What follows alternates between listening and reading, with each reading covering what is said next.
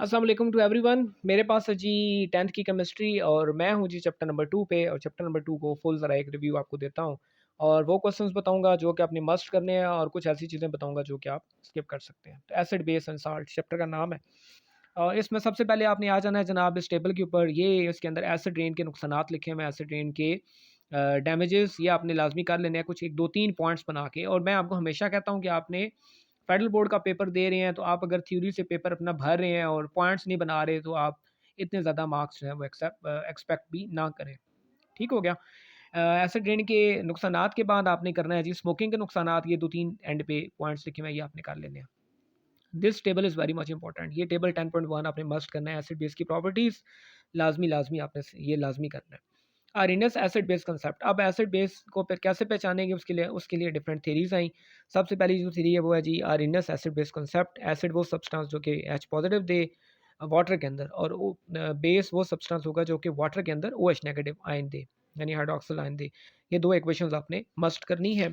और हम मूव करके जाते हैं तो आपने टेबल 10.2 टेबल 10.3 ये मस्ट करना है, क्योंकि कुछ एसिड्स और कुछ बेसिस यहाँ पे लिखे हुए हैं इंपॉर्टेंट, उनके आगे कॉमन यूज़ भी लिखे हुए हैं, ये आपने लाजमी करना है। फिर आपने आना है जी ब्रॉन्स्टन लोरी कंसेप्ट पे। तो इसमें ये जहाँ से शुरू हो रहा है तो शुरू में ये क्वेश्चन पेपर के अंदर आता है फेडरल बोर्ड के कि what are the limitations of Arrhenius theory. या यूँ आ सकता है कि लोरी ब्रॉन्स्टन का कंसेप्ट क्यों दिया गया जबकि आर्हीनियस ने पहले दे दिया था। तो आपने उसके बताना है कि दो पॉइंट्स यहाँ पे आपने बताने हैं कि आर्हीनियस कंसेप्ट में ये मसाइल थे। ये दो मसाइल मैंने पॉइंट आउट कर लिए, number 1 and this one is number 2। यहाँ तक ये दो पॉइंट्स आपने मस्ट लिखने हैं। ये लिमिटेशंस हैं। फिर आपने आना जी लोरी ब्रॉन्स्टैंड एसिड बेस कॉन्सेप्ट पे। ये डेफिनेशन है लोरी ब्रॉन्स्टैंड एसिड और बेस की। Acid proton donor, base proton acceptor, ये इक्वेशन।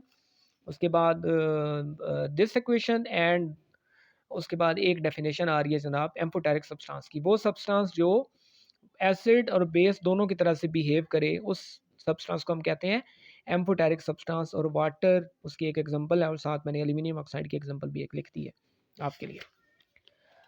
नेक्स्ट पेज पे मूव करके आपने जाना है जी, और आपने आ जाना है जी Lewis concept of acid and bases. Lewis क्या कहता है जी? अब लीवर्स का कॉन्सेप्ट क्यों दिया गया, यानी अब आर्हीनियस वाला क्वेश्चन पुराना हो गया, आप फेडरल बोर्ड वाला नया क्वेश्चन उठा सकते हैं कि why the concept of Lewis was given although there was the concept of Arrhenius and Lowry Bronsted in the field. ये क्यों दिया गया?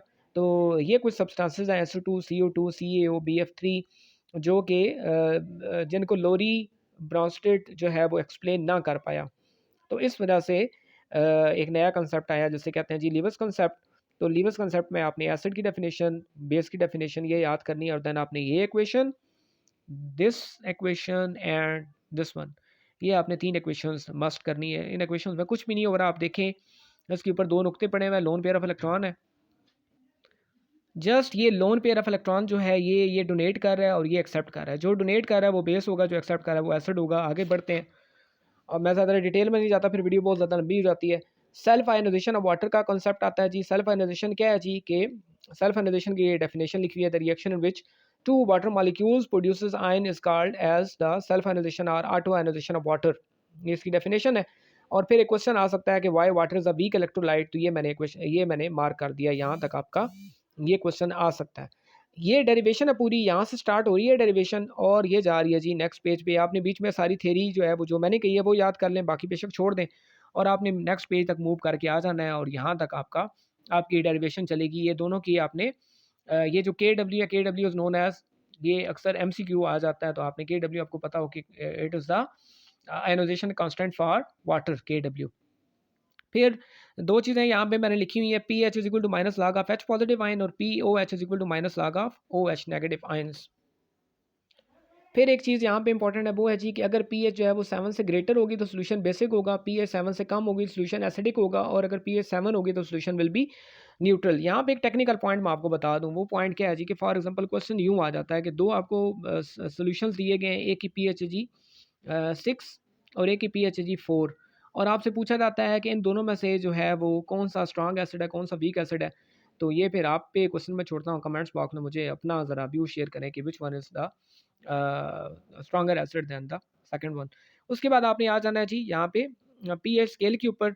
अब पीएच स्केल जो है ये क्या बताता है? ये हमें एग्जैक्ट पीएच बताता है। और साइड बॉक्स में एक चीज़ लिखी हुई है जो कि आपने याद करना है ये साइड बॉक्स लाज़मी याद करना है कि ये लिखा हुआ है कि स्विमिंग पूल जो है उनकी पीएच जो है वो मेंटेन क्यों रखी जाती है, उसकी वजह आप इस टेबल के अंदर लिखी हुई है, ये आपने देख लेनी है। फिर कुछ इंडिकेटर्स हैं, इंडिकेटर कोई भी ऐसा सब्सटेंस जो कि पीएच को जो कि पहले तो हमें ये बताए कि सॉल्यूशन जो है वो एसिडिक है या बेसिक है, और फिर पीएच स्केल जो है वो एक पूरा स्केल है जो कि हमें बताता है कि सॉल्यूशन अगर एसिडिक है तो कितना एसिडिक है, और अगर बेसिक है तो कितना बेसिक है। अब इंडिकेटर जो है वो एक लिटमस पेपर है, वो यूज़ होता है। लिटमस पेपर को अगर आप एसिड के अंदर डालेंगे तो वो उसका कलर जो है वो रेड हो जाएगा लिटमस पेपर का। एसिड के एंड पे डी आता है तो उसका कलर रेड हो जाता है। बेस जो है, बेस के अंदर जब आप लिटमस पेपर को डालेंगे तो लिटमस पेपर का फाइनल कलर जो है वो ब्लू हो जाएगा। अच्छा, फिर आपने ये एक टेबल जो है वो याद कर लेना है। डिफरेंट इंडिकेटर्स हैं, उनके कलर्स लिखे हुए हैं कि उनके कलर्स क्या से क्या हो जाते हैं किस पीएच पे। फिर आपने आना है जी नेक्स्ट पेज पे, और नेक्स्ट पेज पे जब आपको लेके आऊँगा तो आपने डायरेक्ट आ जाना है। एक फ़ॉर्मूला आपने याद कर लेना है, M1V1/N1 = M2V2/N2 मोलैरिटी का फ़ॉर्मूला है, ये आपने 9th में पढ़ा हुआ ऑलरेडी। और एक साइड टेबल पे एक चीज़ लिखी हुई है, ये भी आपने ये बॉक्स के अंदर जो चीज़ लिखी हुई है ये मस्ट याद कर लेनी है। क्वेश्चन यूँ आ सकता है कि फ़िश के ऊपर जो है वो लेमन जूस क्यों डाला जाता है? क्या ज़ायके के लिए डाला जाता है? तो ऐसा भी है, लेकिन एग्ज़ैक्ट उसकी रीज़न लिखी हुई है कि जो फ़िश की बॉडी होती है उससे अनप्लेज़ेंट एक ऑर्डर निकल रहा होता है, जैसे जिसमें अमाइन्स होते हैं, तो अमाइन्स को न्यूट्रलाइज़ करने के लिए हम जो लेमन जूस डालते हैं, लेमन जूस के अंदर सिट्रिक एसिड होता है जो कि उसको न्यूट्रलाइज़ कर देता है, उसकी ऑर्डर ख़त्म हो जाती है। मैं तेज़ से ज़रा चल रहा हूँ। साल्ट की डेफ़िनेशन आपने कहीं से भी गूगल से उठा लें। Salt is a compound which is produced when an acid react with a base, यूँ कर दें बेशक। और साल्ट के अंदर आप देखें, साल्ट जो हैं वो क्या है जी, आयनिक कंपाउंड्स हैं, और साल्ट के अंदर जो पहला पार्ट होगा वो एक मेटल आयन होता है, जबकि दूसरा जो है वो कोई भी सेकंड पार्ट जो है वो किसी भी एसिड का एसिड कोई भी एसिड हो सकता है, एसिड का पार्ट हो सकता है या कोई नॉन मेटल हो सकती है।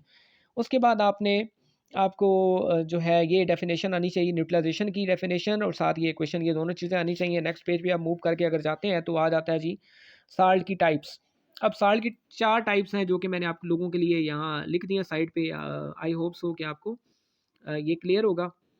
और ये लिखी हुई थी कि अगर आपके पास कोई साल्ट एसिडिक है, तो वो एसिडिक साल्ट को पहचान क्या है एसिडिक साल्ट की, कि उसके अंदर H एटम आपको नज़र आ रहा होगा। अगर कोई साल्ट बेसिक है तो उसके अंदर आपको OH एटम जो है वो नज़र आ रहा होगा। और अगर कोई साल्ट जो है वो ना उसके अंदर एसिड, ना उसके अंदर आपको H नज़र आ रहा है, ना OH नज़र आ रहा है, तो नॉर्मल साल्ट होगा। और अगर कोई से 2 साल्ट इकट्ठे लिखे हुए हैं और उनके उनके दरमियान जो है वो एक डॉट का साइन है, तो वो डबल साल्ट होगा। अब फॉर एग्ज़ाम्पल मैं अगर आपसे पूछूँ तो ये कौन सा साल्ट होगा, एसिडिक होगा या बेसिक होगा या नॉर्मल या डबल? तो this one is acidic salt, क्योंकि इसके अंदर आपको क्या नज़र आ रहा है, एच। और ये कौन सा साल्ट होगा जी? This is a normal salt, क्योंकि इसके अंदर ना एच है ना ओ एच है। और ये मैं ज़रा आपसे पूछता हूँ कि ये कौन सा साल्ट है? कमेंट बॉक्स में इस साल्ट का नाम लिख के और मुझे बताएं कि ये कौन सा साल्ट है, एसिडिक है, बेसिक है, नॉर्मल है या डबल है। आई होप सो कि जो फार्मूला मैंने आपको बताया वो बड़ा ईजी है, आराम से समझ आ जाती है। आपने एसिडिक साल्ट की डेफिनेशन भी करनी है, ठीक है? एसिडिक साल्ट की डेफिनेशन करें, नॉर्मल साल्ट की डेफिनेशन करें, बेसिक साल्ट की डेफिनेशन आप खुद से बनाएं कि क्या डेफिनेशन बनेगी। जब आप एसिडिक साल्ट की डेफिनेशन पढ़ेंगे तो आपको बेसिक साल्ट की डेफिनेशन खुद से आप बना पाएंगे। ये क्वेश्चन बड़ा इंपॉर्टेंट है जी पेपर पॉइंट ऑफ व्यू से। मेथड्स फॉर मेकिंग साल्ट, और ये मस्ट मस्ट इंशाल्लाह आएगा आपका पेपर में। आपने इक्वेशंस भी याद करनी है, यानी जो मैनुअल लिखी हुई है साथ जो लिखी हुई है जी एग्जैक्ट इक्वेशंस वो भी याद करनी है। ये 5 मेथड हैं, ये मस्ट कर लें। और साल्ट की यूजेस हैं, साल्ट की यूजेस जो है वो बड़े सिंपल से हैं। आप अपनी तरफ से भी बहुत सारी चीज़ें लिख सकती हैं कि साल्ट जो है वो फूड के अंदर एज फॉर टेस्ट यूज़ किया जाता है, फूड को प्रिजर्व करने के लिए, फिर हमारी बॉडी के लिए, नर्व इम्पल्स के लिए बड़ा लाजमी है। तो ये था जी पूरा चैप्टर आपका। और आपने सेल्फ असेसमेंट सारी करनी है, और एक्सरसाइज की कोई क्वेश्चन जो है वो नहीं छोड़ना, और जो चीज़ें चैप्टर के अंदर से बताई हैं वो वही करनी है जो मैंने बताई हैं।